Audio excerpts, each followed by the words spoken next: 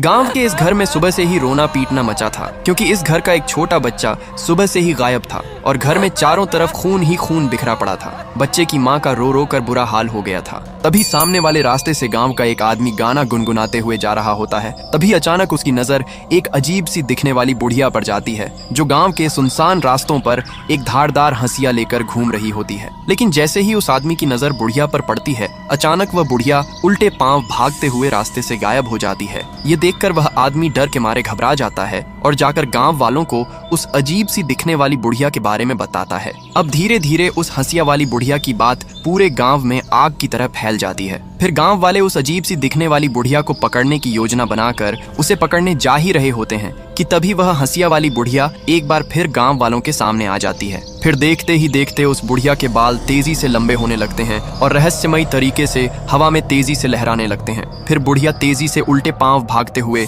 एक बार फिर से गायब हो जाती है। लेकिन सभी गांव वाले एकजुट होकर इस बुढ़िया को ही बच्चे के गायब होने का जिम्मेदार मानकर बुढ़िया को गांव में खोजने के लिए दौड़ पड़ते हैं। लेकिन शातिर बुढ़िया गांव के पीछे वाले सुनसान रास्ते से लोगों की नजरों से बचते हुए एक भारी सूटकेस लेकर भाग जाती है और सूटकेस को झाड़ियों के पीछे बने एक पुराने कुएं में फेंक देती है। तभी गांव वाले बुढ़िया को खोजते हुए उसी पुराने कुएं के पास आ जाते हैं, लेकिन बुढ़िया कुएं में छलांग लगा देती है। तभी कुएं में से एक आवाज आती है, मैंने एक बाबा के कहने पर अपने पोते की सलामती के लिए तेरे बच्चे की बलि चढ़ा दी है। ये सुनकर सभी गांव वाले सन्न रह जाते हैं, लेकिन बेचारी माँ अपने बच्चे के लिए जोर जोर से रोने लगती है। लेकिन फिर भी आपने बेचारे बच्चे के लिए लाइक और सब्सक्राइब नहीं किया।